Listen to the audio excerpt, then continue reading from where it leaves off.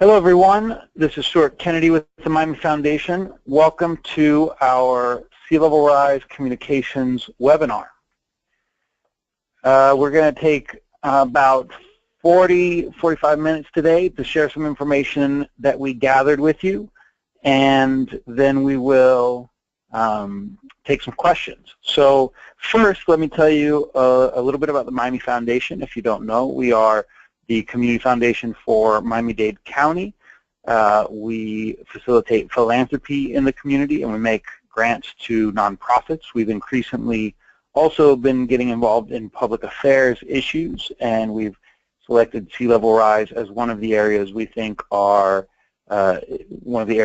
is threatening Miami's future success, and are starting to do some work in this area outside of just grant making. As part of that effort, we did a scan and realized that a lot of folks were having difficulty talking about sea level rise and connecting with folks on it. So we contracted Sightful Communications based out of New York to do some human-centered research about how folks in Miami really understand sea level rise and might better respond to messages about sea level rise. So we have Skylar Brown from Sightful on the call today, on the webinar today, and she'll be taking us through our presentation. And I'll introduce her in just 1 minute. Before I do, I also wanted to let you know that my colleague Roshni Neslage is on the phone, and she is our webmaster. She'll be taking your questions at the end of the presentation. She'll be moderating those questions. So make sure you look in the bottom right-hand corner of your screen to the questions area and type in your questions. Feel free to type in throughout the presentation, and then at the end we'll be able to look at all of those questions, and Roshni will share them with Skylar and I, who will answer them.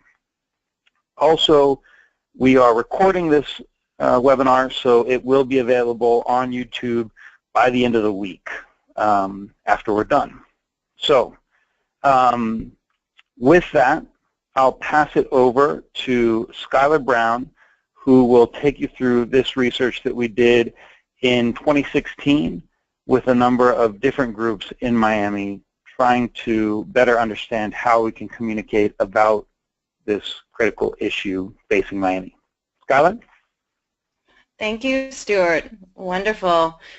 It's really great to be here, and despite this funny format of the webinar where I can't see you, I can only sense the audience, and so I'm really happy about the title of this presentation. We're all in this together, because even though we're not sitting in the same room together, it feels like we are gathered virtually, and everyone who's taken the time to be here today has, I'm sure, shares a concern about this issue of sea level rise, and I'd be willing to bet a love for the city of Miami.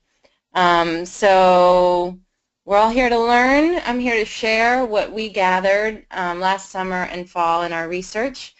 And just want to mention that my colleague Daniela Plattner is also on the phone. She and I designed and conducted this research together, and in close collaboration with Stuart's team at Miami Foundation. So thank you for being here, and thank you for taking the time to tune into this important topic.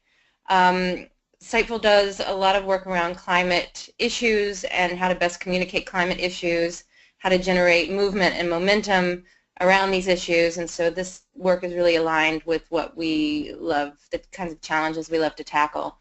And if you're on this call, I'm guessing you've either in your personal life or your professional life also been tasked with or faced with communicating this difficult issue. So if there's something in here that helps you, then our work has hit the mark. That's what we've been trying to do. And I would like to commend the Miami Foundation for sharing this work, because I think to do a webinar like this is really beautiful and generous thing to do. So here we are. I'm going to go ahead and get into, we've got about 15 slides here, and I'll take you quickly through them. just so you understand the process and what this research was all about, here's a quick overview. It was about a year in the making, all told, this project, but the work in earnest began with a media audit, and I'm going to walk you through some of the findings from the media audit. What that means, and this is something I would recommend for any group looking to communicate about an issue of public concern, is the importance of understanding the context for your message. So it's not just about getting the message itself right, it's also about understanding the cultural context, sort of the atmosphere into which that message is launched. And so we took a couple of weeks to just scan the media and really dig in deep to climate communications and communication around sea level rise around Miami and even nationally and internationally, just to get a temperature check on the kinds of messages that were being communicated and what people, visually and verbally, so images as well as verbal content, like what's the language around this issue, what seems to be working, what isn't. So that was the content of our media audit. We also did a series of thought leader interviews with people on the ground in Miami, and I'll show you some of those folks and some quotes. As you can imagine, this presentation we're going through right now is very condensed. There's a lot of richness in the data and the process. So if you have any question around anything, just keep in mind that you can reach out to us after this presentation. But I'll share with you just a few quotes from the thought leader interviews that helped us get an insider's view or a good feel for what was going on in the ground in Miami around this issue. And then the meat or the bulk of the research took place in these 5 embodied focus groups. We did the groups with 5 constituents or groups of citizens that we felt were really important to get a broad spectrum of perspectives on Miami and how different parts of the community might be experiencing sea level rise or not experiencing it or not talking about it. I'll talk a little bit more about those in a minute, but just top line, it was business community, geographic frontlines communities, the high-risk or economically more vulnerable communities, political influencers or those people within the community who have a great deal of influence with large voting blocks, and millennials, the future of the city. And then after that work, we did an insights workshop with city officials, and a lot of people engaged on a daily basis with the issue of sea level rise. And we refined our insights and workshopped them just to make sure that the insights were actionable. And that was a session we had at the Public Library in Miami last fall. So it's really an honor to take you through some of this material. In terms of the media and the thought leaders, I'll start here on the right with our thought leaders. We spoke to, maybe you're familiar with some of these people. These are outstanding members of the community in Miami-Dade.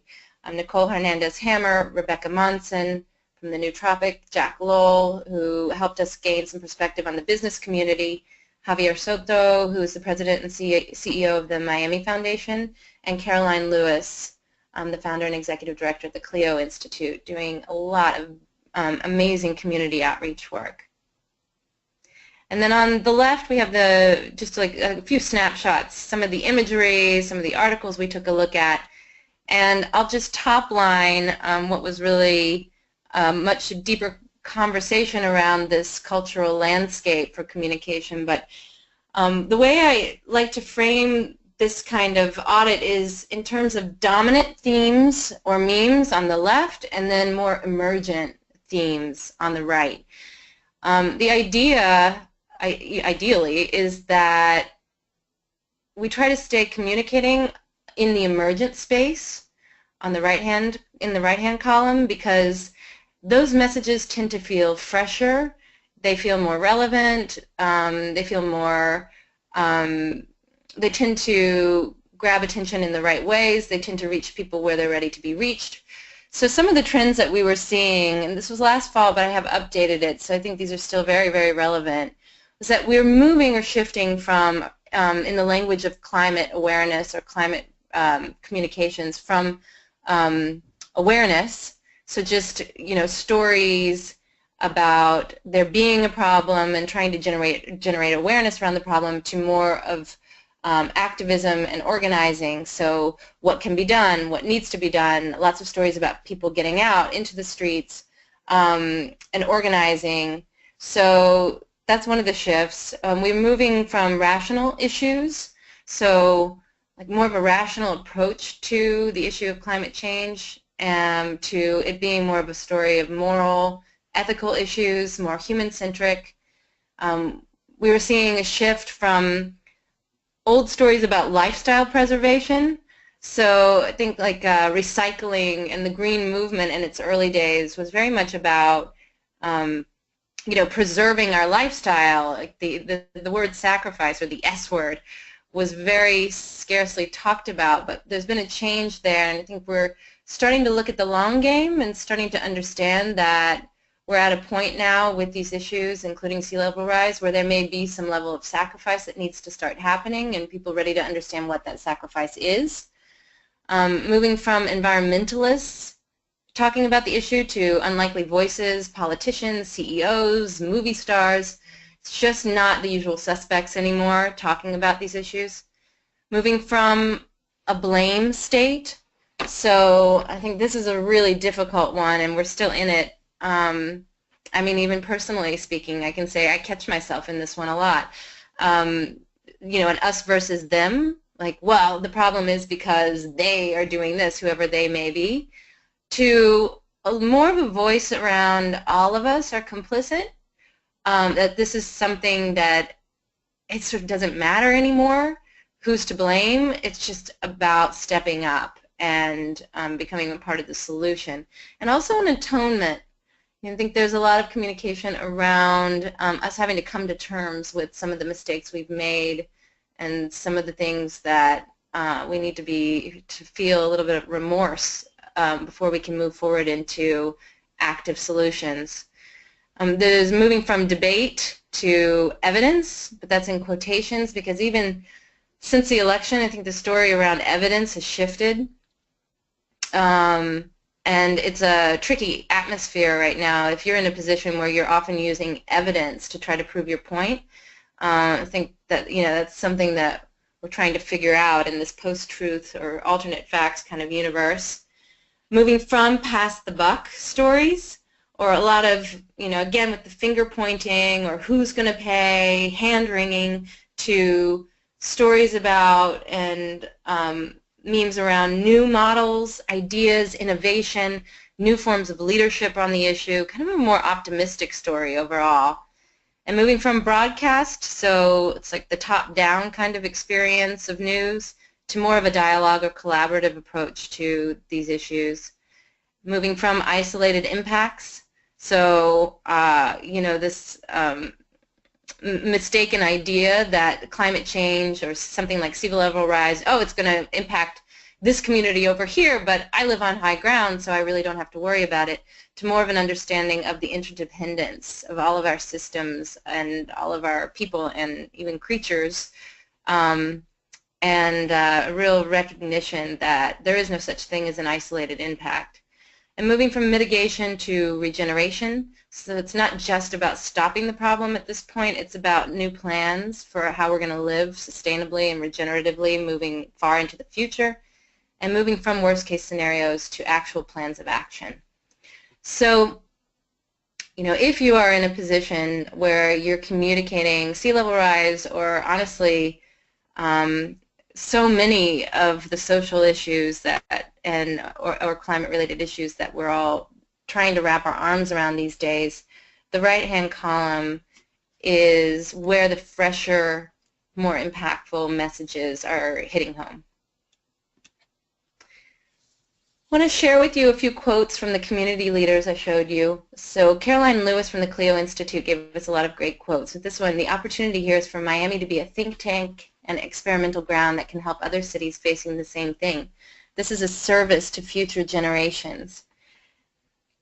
Javier Soto, the economic impact for communities is the next big aspect of this story. This will affect everyone. And Jack Lowell, this is an actual business opportunity if approached in the right way. And Rebecca Monson, those of us who are doubling down on what we're putting into this city, people think we're sort of crazy. Now, I wanted to read through them because, you know, they're here on the screen and you're probably reading them yourselves, but, you know, just so many beautiful themes emerged from these expert interviews and demonstrated to us that there is very powerful, very clear leadership on the ground in Miami. I mean, these people are prime examples, and the perspective that Caroline voices, for example, that, you know, the long game perspective, this is a service to future generations. It's just like a beautiful response to the why. You know, not just like what are we going to do, but why we're doing it. Javier Soto demonstrating or illustrating this point about the interconnectedness of things, and also talking about economic impact, which really hits home for some communities, like the business community, for example. And Jack Lowell framing for us this story that became really a popular theme through this research, that there's a very there's a story about innovation and Miami becoming a city of the future, a real city to watch, that's very motivating when it comes to communicating sea level rise. And Rebecca Monson's representing the voice of millennials, and she just shared so much about her own personal story and her life and her love of the city and her community, and you know, a bunch of her peers who are like, we're not leaving. Like, we want to make this city the kind of city we want to raise children in, we want to stay in forever. And so we liked that quote about, you know, it's sort of irrational in a way in the face of the evidence, but it's not really a rational decision that people are making around these issues. And finally, Nicole Hernandez-Hammer told us there are big gaps in communication and understanding. Government doesn't understand equity issues. Scientists don't understand financial issues. Low-income communities don't understand the day-to-day of realities of climate change. There's not one shared story about the future of Miami. And so this became our goal, too, was just creating a bridge between some of these disparate groups and figuring out what the communication threads are that would really speak to them all and what this shared story about the future of Miami could be. The groups that I introduced you to before, just a little more about them. There's the business community, so business leaders from real estate, hospitality, the world of finance. The Frontlines community, so people who actually live on the geographic front lines and are already experiencing the effects of sea level rise.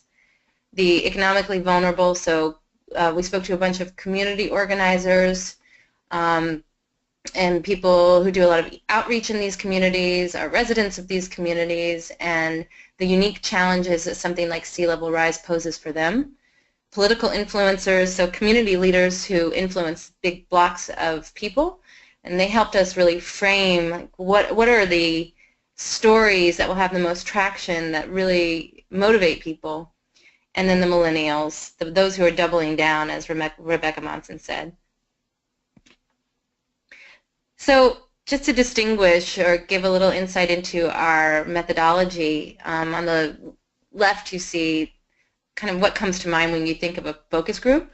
So the typical, like, behind the glass, it's very, usually people are seated, there's a lot of talking, and what we've found at Sightful is on issues related to climate, and I would say social justice, and pretty much anything that has a more emotional component, there has to be movement. We've got to get into our bodies. So Daniela and I have been doing these embodied focus groups that incorporate, as you can see on the right, a lot of exercises and creative practices, you know, that involve movement, that involve contact between people, whether that's eye contact or there you see a bunch of high fives. We have a lot of fun. We are standing, we are creating, and the point of all of this is that if we're just sitting and talking and using our intellect, we're missing a big, big part of what makes this topic easy or difficult to digest and respond to. We're ignoring the heart altogether, and so movement really helps us to get out of our head and into our bodies. Just share a few pictures here. We had a couple of different venues for these groups. There was a lot of bonding that happened within the groups. Each group was about 15 to 18 people, hand-selected. Many of them had a lot of experience on this topic. Some of them have really not been exposed to much on sea level rise. And like I said, we did a combination of creative exercises. We also gave a presentation to each of the groups about what the city of Miami has been doing. And that was news to a lot of people. I mean, I think, we learned that it's comforting and reassuring and interesting to the community just to know what's happening, like what is in the works, what's already been done. And so just that piece of education itself was really, really valuable. And then we also took some policy recommendations that the city has on what, what should be happening from a policy standpoint on sea level rise. And we had each group reframe those policy issues in language that would resonate with their peers. So millennials, it's like, how can we frame the issue of how sea level rise threatens the water supply so that your peers can hear it? How can we do it? What's the medium? How can we translate that message? How can we best reach you? And so we just went straight to the source and asked people, like, tell us how you want to be reached with this information. We started by asking people to write down their questions. What are the questions they came into the room with? And I'll just pause here for a second so you can see, I just think it's powerful to see people's handwriting in their own voice. What we're all sort of wondering about, something as delicate and sometimes difficult to think about and contemplate as sea level rise. I'm looking on the left here, how do I talk to people about climate change and sea level rise without causing them to shut down and instead take action? I think these are really central questions that we're all wanting to solve for. So I'm going to share just top 5 overall takeaways. This is sort of the executive summary here. Number 1, we still have an awareness issue. So this is, obviously, like, let's start at the very beginning and not skip over the fact that there are still many Miamians who aren't really aware of the severity of the situation, or even that there is a sea level rise threat at all, or how it might affect them. So some of this is due to language barriers, some of it's due to denial or fear, some due to their focus on more pressing needs, and all of that makes perfect sense. It's just something that if you're in your work charged with communicating this issue, something to be aware of, that we can't assume that people know a lot about the issue. Because I think there's some embarrassment even potentially, or shame, or a feeling that I should have known, and we want to make sure we're not triggering that kind of reaction when we're communicating the issue. Number 2, we need the opposite of panic, and that was an actual quote from one of our groups. Somebody said, basically what we need is the opposite of panic, and I just love it. I think it's so vivid because it really makes me think creatively around what the opposite of panic is. It's calming, it's peace-inducing, it's focused, it's directional, it's clear, it's lucid, it's all kinds of things that it feels like, makes a good lens for our communications. We felt a sense of urgency, so the people in our groups agreed that it was unwise to wait to act until a disaster strikes. Coordinated communication on what actions are being taken and what is still necessary could improve confidence and increase engagement. So just like a very measured approach to helping people understand what's been done and what they could do. Number 3, skepticism inhibits action. So this was well, I think a lot, things are changing all the time, and recently very quickly around political engagement. But at the time that these groups were held last summer, even then there was a skepticism about the capacity of city or county officials to prioritize this and handle it. At the same time, we did hear from government officials, saying, call the office. Your voice matters. Like we really take these calls seriously. Engagement is, extremely effective in getting our political leaders to sit up, take notice, and act. But that is something to be aware of, that there is a skepticism, and we hear this a lot with other climate-related issues too, just the simple skepticism that usually sounds like, but my actions don't matter. I'm just one person. What will it really matter if I do this, whatever this action is? And the fact is, the more communication we have, the more we can see that all of our actions do matter. Number 4, seeing this as an opportunity was very motivating. So the idea of taking a positive slant on the issue and seeing it as an opportunity to embrace change, to become a model city of the future, this was really, really motivating to all of our groups.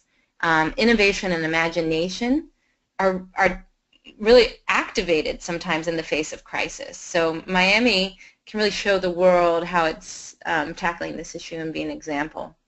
And number 5, water is the problem and the solution. So protecting the water supply was the policy action with the highest priority. So it was something that all of our groups agreed. It really hits home. It's something that people can feel and digest and kind of wrap their minds around. And it's also something that makes Miami special as a city. It's why a lot of people live in the city. So we came around to living with water in new ways. And top 5 communications recommendations. So if those were the insights around the issue, these are more recommendations specifically around the means of communicating the issue. So number 1, less doom and gloom. So tell people what's happening and what they can do about it. So a good rule of thumb for this messaging is about 1/3 fear. Like you have to include this, the dire news for a sense of urgency. We can't sugarcoat things, but 2/3 hope to motivate and empower people. Number 2, have frequent and genuine conversations.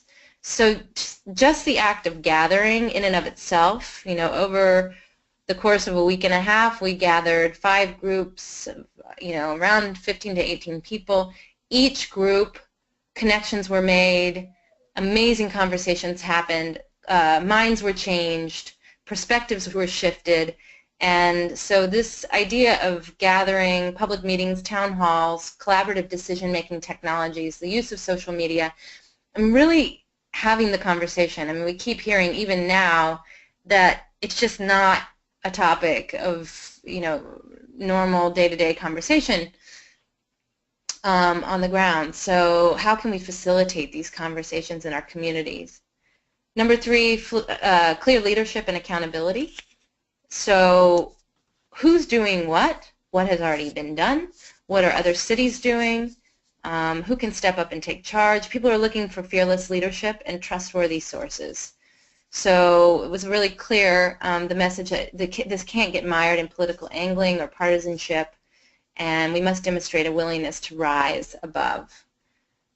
So that felt like a real reassurance, and a sense of community forming around the issue felt important. Number 4, engage artists, activists, youth, and elders. So this was kind of I think it's an inspiring way to go about communicating something like sea level rise, is asking those parts of the community that are sometimes not engaged in the communication of these kinds of issues to tell their stories. So through art, through storytelling, self-expression, these are all critical to engaging the public. Young, in the millennial group, we heard about hackathons, like engage us in creating the solutions. Public performance. We also heard about the fact that our elders are being left out of the conversation. So how can we call on all aspects of the community to have a stronger, united voice. And 5, we need a real vision and a plan of action. So where are we headed? So we need a clear long-term vision for the city, and especially for the business community. This was a big one. So we really need to invest in building a city of the future that will be around for generations. In summary, we need a clear vision for the future of Miami, a coordinated plan for getting there, and effective dialogue that brings the community along and keeps everyone engaged. So this was kind of where we landed in a nutshell. And now I'm just going to get into one slide each on the 5 groups, because I think the differences in how this issue, it's one issue, but there are subtleties to how it's communicated that can make the difference between it being heard and received by that group or rejected. And so I'm not going to get into a lot of detail. All these slides that you're about to see are on the Miami Foundation's website, so you can look at them in more detail, but just a key to how they work. Anything in the green circle are messages that we tested with the group that seem to resonate and work to open up people to hearing more about the issue. Anything in the red were topics or means of communicating that shut people down or tended to trigger a reactive response. In the middle, we sort of encapsulated the values of this community, so these are the things most important to them. And then in the lower left and right, we have it like a summary message on the plus is obviously what would work or what could work, and the negative, something that felt like a no-go or sort of the wrong way to communicate this message around sea level rise to that community. So first, the business community. And as I said, I'm not going to go through this in great detail, but in the green, there was a lot about this being an investment opportunity, about entrepreneurship and innovation. That was very appealing to this group. Some of the questions, or the red, who's going to pay? Also this fear around inciting a panic or any messaging that is overtly about collapse or chaos. And then in terms of their values, for the city, prosperity, innovation, and stability really rang true for this group. The positive message, so immediate action on sea level rise is an investment in Miami's future, felt like, this is not advertising copy, this is not a slogan, this is not meant to be externally facing communication, this is just sort of our framework. On the right-hand side, inaction has the potential to devastate us. In terms of the Frontlines communities, they were really about action. So we don't need the perfect solution. We need to stop debating about what the perfect solution is. We need just immediate, ongoing, iterative solutions. So they really appreciated action, community organizing. They were looking for great leaders, cooperation and collaboration, and tools for doing that. All of these were topics of conversation and messaging that really resonated. For them also, panic is counterproductive. They're already in it, so there is no panic. It's really about facing what's going on, tough questions and trade-offs. For this group, communication, cooperation, and action were of primary importance. And they resonated with the idea of necessity as the mother of invention and embracing change. And then in terms of what was sort of a turnoff, bureaucracy and denial are frustrating and demoralizing. We just don't have time for that. The economically vulnerable. So protecting our children, local leadership, and having a seat at the table, I would say those were really, really critically important. Equity and inclusion, this is the conversation that needs to be had. The red zone included just a lack of awareness, even down to materials not being produced in languages that the community, the native language of the community members. Day-to-day survival is just the ultimate reality for some of the people in these communities, and their values include compassion, community, and equity. So on the right, on the left, we're all in this together, and we have a seat at the table. So they want to be included in the solution making. And on the Right, powerlessness, and the writing is already on the walls. These are just this, the feeling of powerlessness was what needed to be avoided and combated. Political influencers, they were really interested in artful and strategic messaging, and motivation and real change. So not empty promises. They're really interested in public service and social justice issues. Their red zone included just knowing too much about politics and big money, and just doubt and cynicism a little bit. Their values included service, influence, and progress. And what they were asking for was, arm me with the best information. I'm a servant. I'm a public servant, and I have an audience. And so if you give me the information and the right way to communicate it, I'll go out there and spread the word. On the right-hand side, in a way, they said it themselves, we're a little too knowledgeable about weaknesses in the system and a little cynical. So just something to be aware of in communicating with this group. And then finally, millennials. So what they really responded to was a vision for the city of the future, because they feel like they have a hand in making that. They liked messages around opportunity, that real change is possible. They were really responding to just the environment, the natural landscape, the natural environment, and wildlife. This was the only group to mention animals, sea creatures, not just human concerns. And in the red for them, also a cynicism, anything about powerlessness or feeling overwhelmed. These were the places where they kind of stopped listening. The fear that people are asleep. There's like a heartbreak, a frustration with the current system.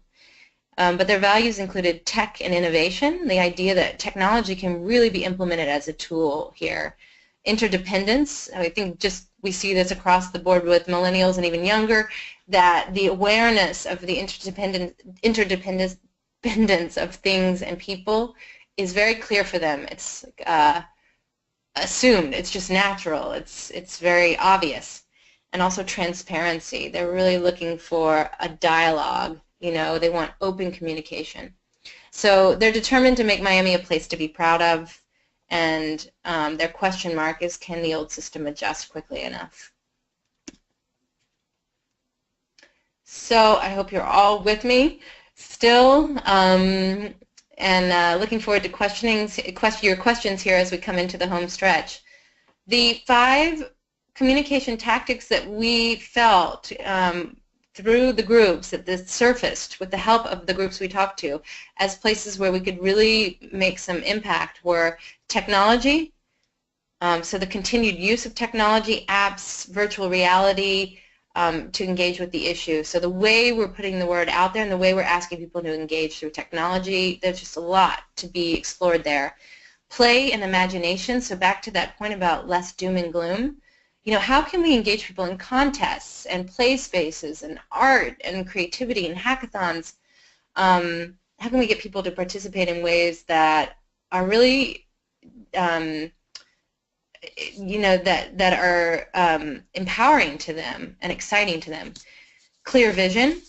So how can we clarify this vision of One Miami and the future of Miami? Like, if the city is going to need to look drastically different, can we enlist the community, experts, artists in creating a clearer vision of where we're headed so that we can get there? Equity and inclusion, so creating tools and messaging that serve all citizens. We cannot be colorblind. We cannot be blind to the specific needs and concerns of the various and very diverse communities of Miami. So just like opening up the dialogue and including everyone and giving everyone a seat at the table felt really important. And also transparency. So how are decisions being made, and also just down to how the system works. So where does my drinking water come from? And we had artists mock up some of the solutions that came out of our groups, from the hackathon to the lower left, sort of illustration of the virtual reality. One of our groups had an idea about the journey of a drop of water. We could really watch the water and how it moves through Miami and the aquifers, just to help people understand how these complex systems work in simple and engaging ways. visions in the upper right of more blue spaces, more green spaces in Miami, and then in the lower right, kind of humor even from our economically vulnerable communities that are experiencing displacement from their homes, climate gentrification, and that kind of thing.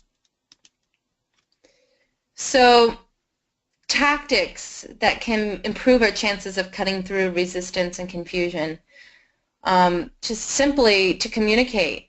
And I think this was something that came up in our work session with 40 government officials. It's like we are entering a new era of governance where there needs to be more of a two-way street between people and elected officials and people, so P2P. The idea of Waze style, that's Waze, the driving navigation app. So apps where people could report on concerns and weather updates and water updates around the community and really help each other. Visualization, so like the journey of a drop of water, the actual effects of sea level rise. How can we really drive this home in a visual way? We're all becoming more visual. And so, storytelling is very important, but also visualizing what is at stake and also where we could be going is really important. Who is doing what? So it was kind of cool creativity happening in our groups around mapping various actions that are already being taken by municipalities and increasing the communication between communities in Miami-Dade. So what's happening, who's doing what? It's just we're seeing that this issue is creating the need for a level of collaboration that cities are not used to and probably haven't seen before. So how are we going to enable that? Listening, open and inclusive dialogues, gamification, so ideas like selfies for sea level rise and involving public schools, public artists, having hackathons, and then just gathering like the People's March in Miami in October or last fall, community events, and having the hard conversations. And I'll just leave you with this quote from Caroline Lewis again. She said, "Don't just tell people you're vulnerable, tell them what they can do." So I think that's a good words of wisdom to leave us here, that, in our 1/3 fear, 2/3 hope, we are vulnerable. There's a lot at stake here, but there's also a lot that can be done. And here are some of the things that could be done. Thank you very much. It's been an honor and a pleasure working on this. I look forward to staying engaged and look forward to taking your questions. Thanks so much, Skylar. So we will. Skylar, I think you might want to turn the. I'm hearing an echo there. We will now take questions from the audience. I just wanted to step in and say thank you to all of you for participating. In terms of next steps and why we did this research, we're hopeful that this research is helpful to all of you that are working in this field on sea level rise. This is not a campaign. This is not something that we're rolling out. What we have is some raw materials here that we hope might be helpful to you as you think about engaging with your constituents, engaging with folks around sea level rise. So get in touch if we can be helpful in that work. You see our contact information there on the screen. And with that, we'll move over to questions. Roshni, do we have some questions? Yeah, we actually have quite a few. Our first question comes from Barry, who is essentially asking how we really communicate this to different individuals in the government. I think particularly he's wondering about the federal and the global government. So is there any particular tactics to really convey the sea level rise message to individuals in those roles? So I think what we did through this study is we looked at constituents on the ground at a local level. And I think what we're starting to see, Skylar mentioned in the emergent themes, is a return to looking at how we can get local action, so real action on a local level. And so we understand that a lot has to happen at the national level, at the international level. that I think can start at the local level, and we have to have constituents speaking to their local elected officials, and that can bubble up. But this research right here is not necessarily designed to speak to that national and international level issue. Skylar, I'm curious if you have any thoughts on that. Yeah. I think, what occurs to me or what comes to me is that Miami is in a unique position right now nationally. I mean, the term ground zero for climate change was used in the media, and I think that sounds pretty dire and doom and gloom, but I put it out there because people are looking to Miami, and I live in New York, and I find when I talk about this project in my travels and as I move around the country, there's a lot of interest in what's happening in Miami. And so in a way, it's like potentially about Miami taking locally, like you said, Stuart, a real leadership position and showing the world what is possible when a community activates, organizes, and tackles a problem of this magnitude. Beyond that, I think it's really hard to say, and probably would take a lot more than the 10, 12 minutes we have remaining to talk about how to reach the national and federal government at this point. But that was something that just came to mind for me, was that there's a real interest in what's happening in Miami from the national, on a national level. Okay, great. A kind of similar question. We talked about different solutions or presenting different solutions to officials or to people that we're talking about climate change with. But Greg asked for actual particular examples or particular examples of solutions that you might actually give.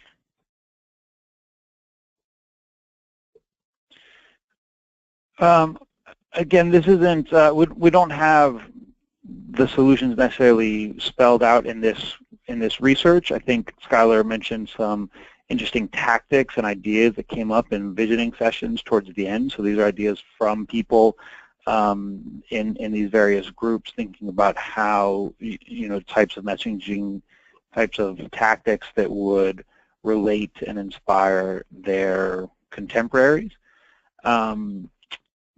But with an eye towards the larger picture, I would point to the 100 Resilient Cities effort that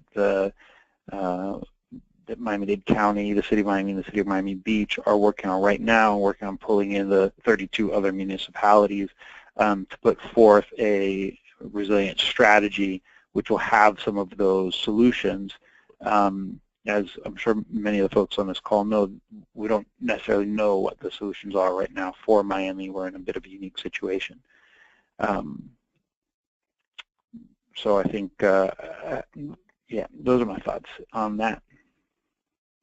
Yeah, I would also add, Stuart, that we tested many policy recommendations, and there were a lot of actions in those that we put forward to the groups, like calling elected officials, expressing your concern, Everglades restoration, supporting the efforts of those groups on the ground in Miami that are working on the issue, getting engaged with those groups, going to community meetings, doing your research when it comes to home buying and real estate, looking into insurance policies. Like, we really explored a number of potential actions, but it's like this is a puzzle. Like, it's like the pieces are constantly moving and shifting. So I think a lot of the research participants opted to donate their honorarium to a number of groups that we identified that are working on this issue in Miami. I think there were about 8 different nonprofits, and all of them are doing incredible work. Caroline Lewis of the Clio Institute is just one. There are many more, and I think those groups are very, very clear on what they need help with and what actions are going to be most effective. The next question comes from Karina. She asks if we can define the type of individuals that were determined to be in the frontline group, and specifically if this is Miami Beach, low-lying, or people living in elevated areas. Great question. So we tried to get a good mix of folks from multiple different frontline scenarios in Miami-Dade County. So the beach is often seen as the poster child, if you will, for sea level rise and issues affecting residents. But we, of course, know that the western side of the county, places like Sweetwater, experiencing similar flooding events, folks from Shorecrest, and then we also included folks from neighborhoods that are at threat from climate gentrification, so higher level areas that might have folks being displaced as folks come in to buy up properties at higher elevations. Okay, and kind of a follow-up question to that from Leandra is just if you all could overview the analysis process that you took from actually having the interviews and meetings to synthesizing those notes and developing those notes and those conversations into the results that you shared. That's nice. Well, it was like I said, we were engaged on the project for almost a year, and yeah. So, and there were multiple. It was we were really working closely together throughout the process, and there were multiple presentation points, and so we were processing the findings as we went and constantly along the way. And then the trick is, I think, to condense to a place where things are still useful, but not too much that they lose their richness. So as you can imagine, I think this deck is, how many? 25 slides, but I think the final deck was over 100 and something slides, and just rich with detail and information. And I think that's just, that's the job of the researcher, is to present something that represents the results in a way that is actionable, insightful and actionable, and that was what we tried to do. But there's also just so much that happened that's not captured here, just phrases and moments that happened in the research that really opened our eyes to the realities and the lived experience of people on the ground. So it's a little bit of art and a little bit of science, I guess. Okay, another question comes from Ken, who has asked how we can actually use this information to create a crisis communication strategy that could potentially help avoid panic after the next major weather event like a hurricane or flooding, or if this information could be relevant for that. So I think we would turn that question around and put it out to this group and others in the community, hopefully using this information. I think these types of messages and understanding the different communities that folks are reaching out to is an important, is important for folks as we think about creating that crisis communication strategy. So we'd have to think about who that strategy is coming from and who's the appropriate entity, and then how they get the message out to the various constituents in the county. Now, we have kind of already addressed this in part, but we have a couple questions asking how to actually effectively motivate people. I think that people know how to communicate it, but want to actually motivate people to take action, to provide resources, to be the boots on the ground. Do you guys have any insights you'd be willing to share on that? I think this is the million-dollar question around, I guess that is like the billion-dollar question anymore, but around this moment in time, actually not just this issue, but many, many issues that people are concerned with. Like, how do we get people to move into a state of action? And what is the right action? I think that's the thing too, is not knowing exactly how to move forward effectively. I mean, without getting esoteric, I think this really is like what we as, you know, a human civilization are having to figure out. You know, what is important to us? What's the threshold that we each have? It's different for everybody to be moved to awaken and take action on these issues that are important to us. Sometimes I think it has to be personal. Something has to hit close to home, and you know, that's what we're trying to figure out to some degree with research like this, is like what are the values that people have that when they're activated or connected to this issue might motivate them to protect those things that they seek to uphold in the world. Like, at what point does this issue become personal for people?